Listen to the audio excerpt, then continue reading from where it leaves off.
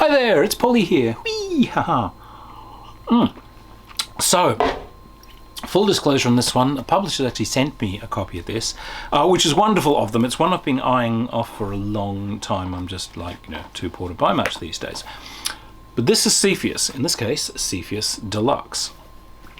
Now, Cepheus was essentially done as an attempt to make a game based on the mechanics of Old Traveller.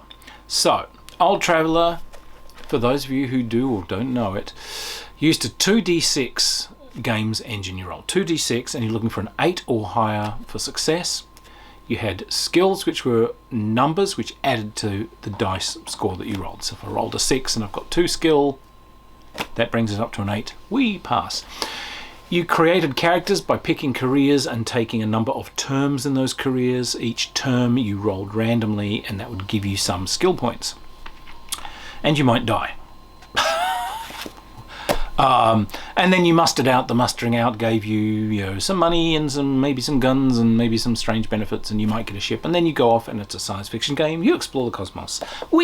So, there are a lot of kind of OSR games where they've just essentially rewritten out, say, old D&D and haven't really done much to it.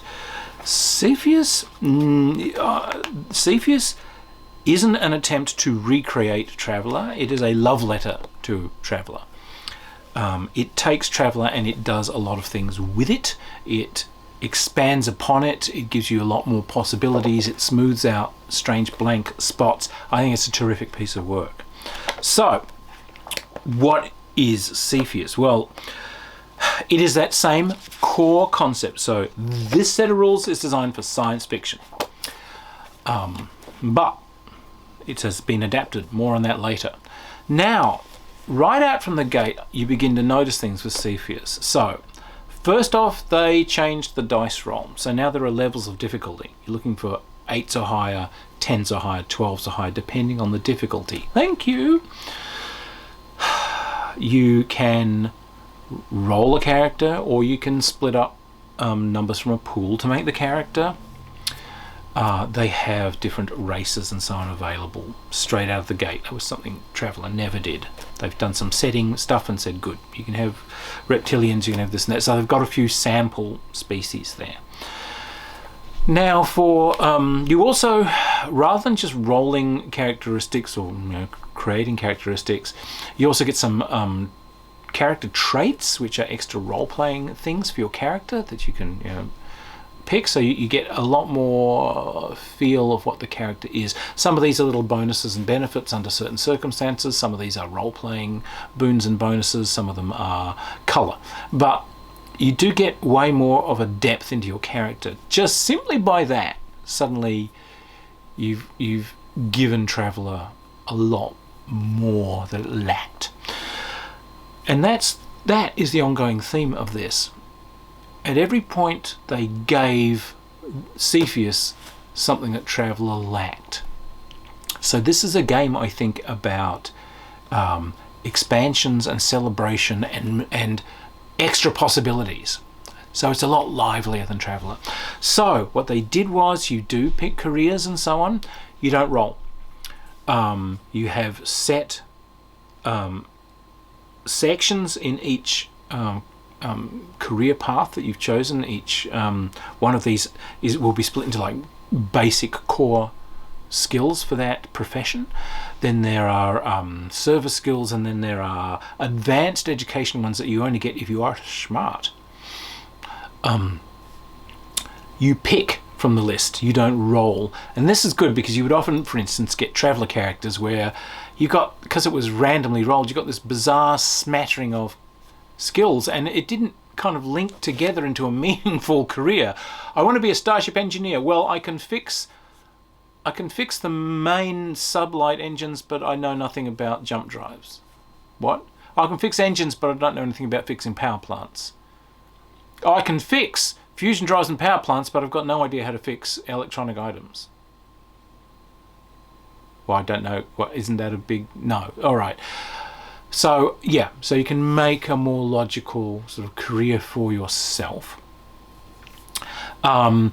But as you are purchasing skills and so on, they have put sort of it gets more difficult if you're trying to like pour skills into buying high levels. So if the inevitable bastard tries pouring everything into being nothing but, you know, combat rifleman 5 or whatever, it's like, yeah, he actually diminishes his skill points. It costs him more to buy those. But your smarts, your intelligence governs how many skill points you can have as a character. Now, one of the things that also kind of distinguished Traveller was your character at the start of play was the best it was really ever going to get. Traveller characters didn't improve. This game has a very clear experience system.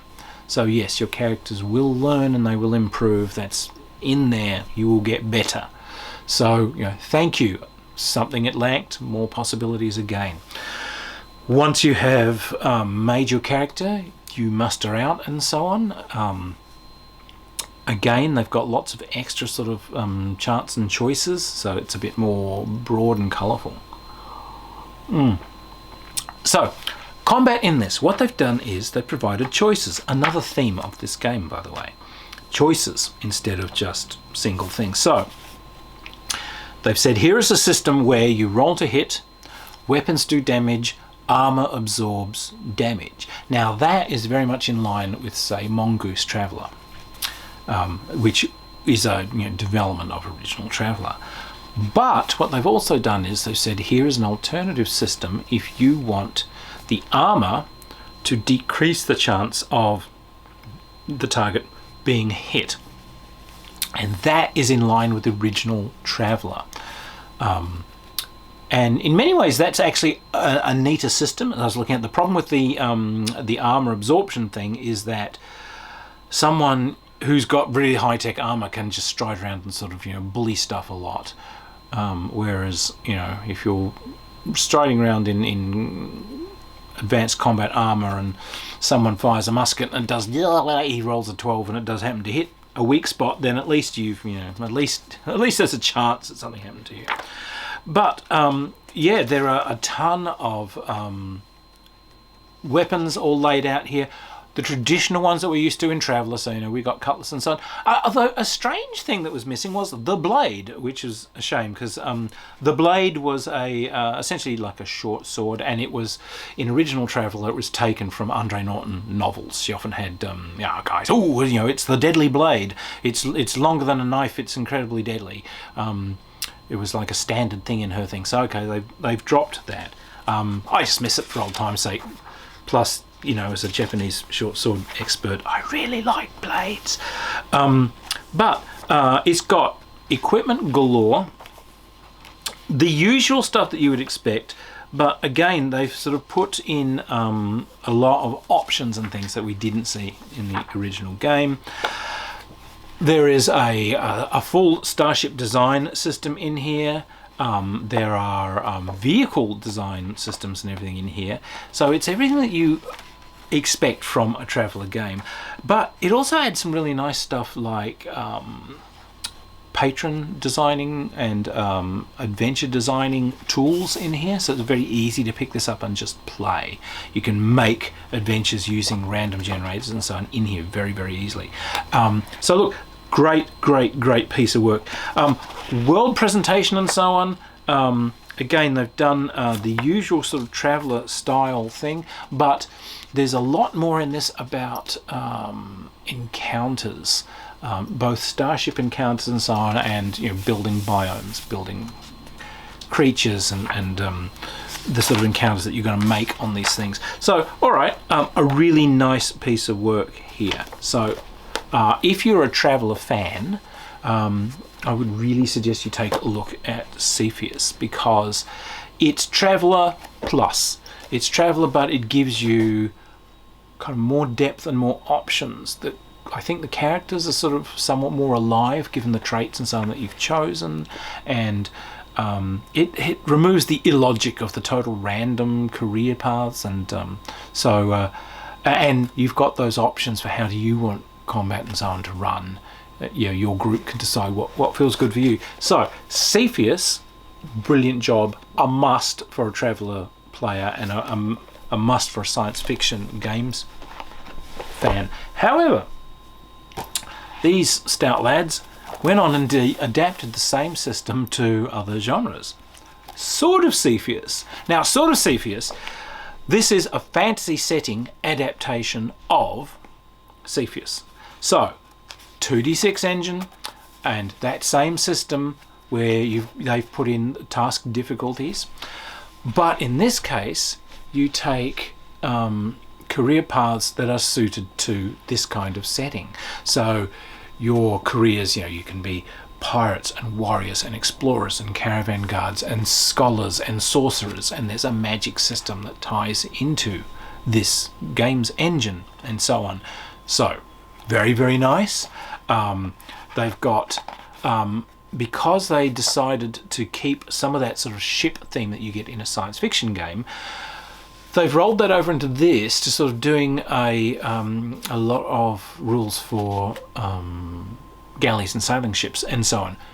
You can design ships, you can fight ship to ship, ships can take you places. So I don't know if you've ever read the old Conan books, but like Conan did a lot of thundering about on pirate ships and so on. So that kind of aspect of things is a part of this. Like in D&D and those sorts of things, yes, there are ships, but they're so expensive and so airy-fairy you'll never see them. In this, here they are. Great. So lots of encouragement for a more kind of roaming setting than you often get in role-playing games. And with this in mind, they've got naval combat examples, and they've got rules, obviously, both for all the magics and different circles of magics you can get, different spell tables. We've got different types of magic. So they've got sort of clerical magic, they've got black, white and grey magic. The black is sort of evil and will start to corrupt you horribly as you use it, so you'll become more corrupt and might eventually turn into a bad guy or be possessed. The grey stuff is can harm people, but it won't corrupt you unless you start honestly using it for evil purposes, in which case it will start to corrupt you. So the magic's really nice. You've got to sort of be very careful how you use it. Your character can go downhill by you being a total arsehole. It's got hireling rules and mercenaries and getting scurvy crews together. They've got magic items here, which are all very much sort of inspired by kind of D&D sort of ones, but you've got lots and lots and lots and lots of charts for these things if you want them.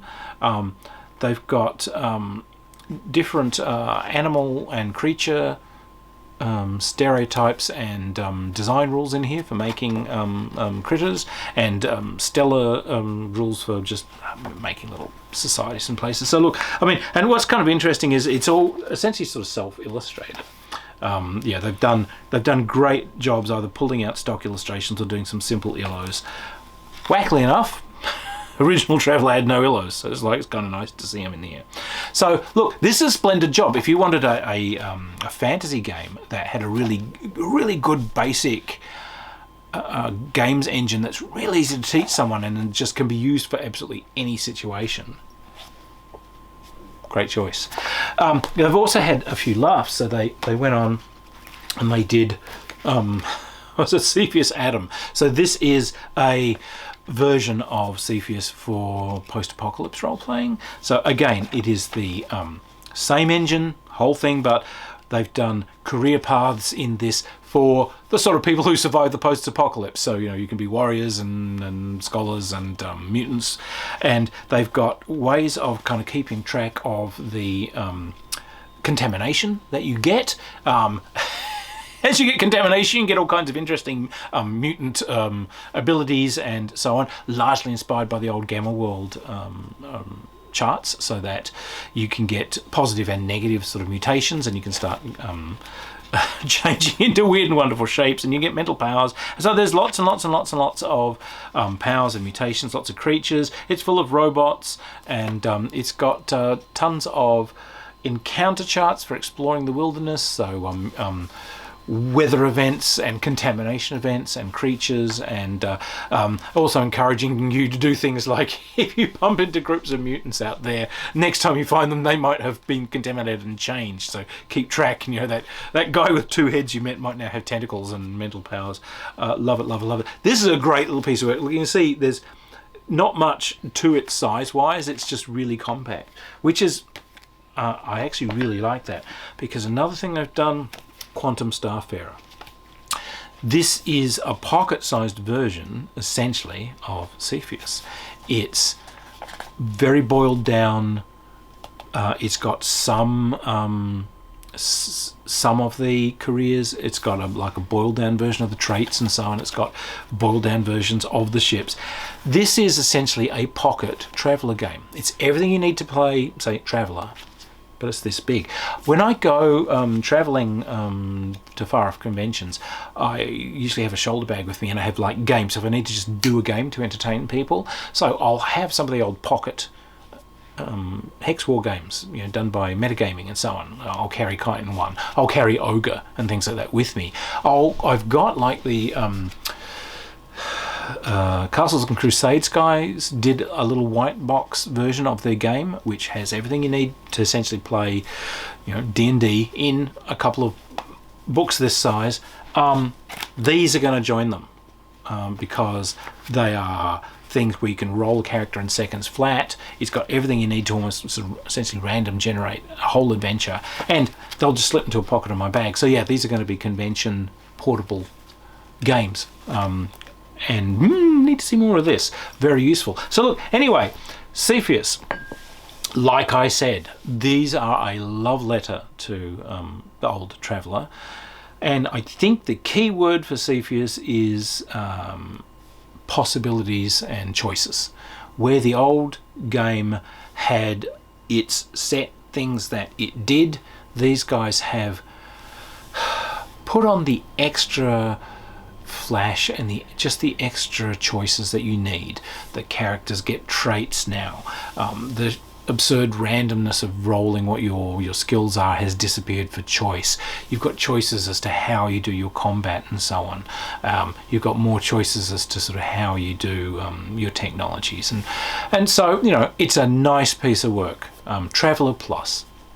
So, and that rolling it over into fantasy and into post-apocalypse and doing the really good portable pocket version, great ideas. So yeah, it's up there in drive-through. Have a look at it. It's a great piece of work. I hope you get a lot of joy out of it. Cheers everyone, and yeah, if you like the videos, yay, like and subscribe. Bye.